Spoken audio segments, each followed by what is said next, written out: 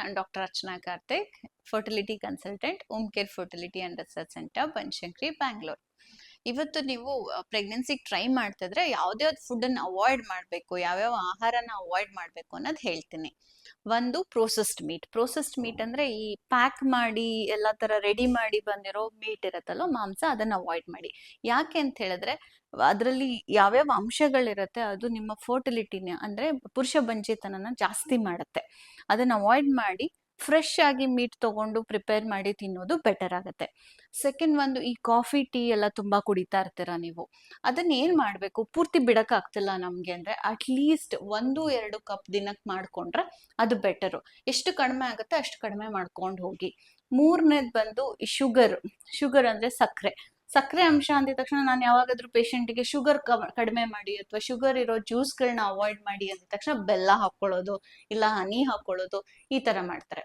ಅದನ್ನ ಎರಡನ್ನೂ ಎಲ್ಲಾ ಸ್ವೀಟ್ ಅಂಶನೂ ಅವಾಯ್ಡ್ ಮಾಡಿದ್ರೆ ಒಳ್ಳೇದು. ಯಾಕೆ ಅಂತ ಹೇಳಿದ್ರೆ ಅದು ಇನ್ಸುಲಿನ್ ಜೊತೆ ಇಂಟರ್ಫಿಯರ್ ಆಗ್ಬಿಟ್ಟು ಬಾಡಿಲಿ ಹಾರ್ಮೋನಲ್ ಇಂಬ್ಯಾಲೆನ್ಸ್ ಕಾಸ್ ಮಾಡುತ್ತೆ. ಹಾಗಾಗಿ ಕಂಪ್ಲೀಟ್ ಆಗಿ ಸ್ವೀಟ್ ಇರೋ ಅಂಶನ ಅವಾಯ್ಡ್ ಮಾಡಿ. ಮೂರನೇದು ಮದ್ಯಪಾನ ಪುರುಷ ಮತ್ತೆ ಹೆಂಗಸರಿಗೂ ಕೂಡ ಬಂಜೆತನ ಕಾಸ್ ಮಾಡುತ್ತೆ. ಕಂಪ್ಲೀಟ್ ಆಗಿ ಮದ್ಯಪಾನನ ಅಥವಾ ಆಲ್ಕೋಹಾಲ್ನ ಅವಾಯ್ಡ್ ಮಾಡೋದು ಒಳ್ಳೇದು. ಟ್ರಾನ್ಸ್ ಫ್ಯಾಟ್ ಅಂತೀವಿ.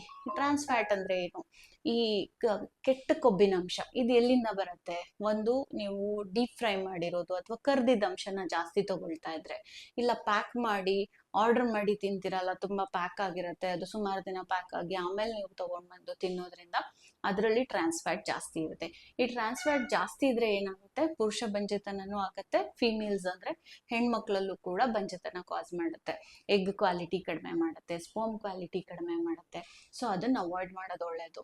ಲಾಸ್ಟ್ ಅಂತ ಹೇಳಿದ್ರೆ ಈ ಗೋಧಿ ಅಂದ್ರೆ ತುಂಬಾ ಒಳ್ಳೇದು ಅಂತ ಎಲ್ಲ ದಿನಾ ಚಪಾತಿ ತಿಂತಾರೆ. ಆದ್ರೆ ಈಗ ಸ್ಟಡೀಸ್ ಅಲ್ಲಿ ಏನ್ ತೋರಿಸಿದೆ ಅಂದ್ರೆ ಗೋಧಿಲಿ ಗ್ಲೂಟನ್ ಅಂಶ ಇರುತ್ತೆ, ಅದು ಮತ್ತೆ ಬಂಜೆತನಕ್ಕೆ ಒನ್ ಆಫ್ ದ ರೀಸನ್ಸ್. ಅದನ್ನ ಅವಾಯ್ಡ್ ಮಾಡಿದ್ರೆ ಒಳ್ಳೇದು. ಜೊತೆಲಿ ಮೈದಾ. ಇದಿಷ್ಟನ್ನ ಅವಾಯ್ಡ್ ಮಾಡಿಕೊಂಡು ಆದಷ್ಟು ಫ್ರೆಶ್ ಫ್ರೂಟ್ಸ್ ವೆಜಿಟೇಬಲ್ಸ್ ನ ಜಾಸ್ತಿ ತಗೊಂಡ್ರೆ ನಿಮ್ಮ ಪ್ರೆಗ್ನೆನ್ಸಿಗೆ ಬೆಟರ್ ಆಗುತ್ತೆ.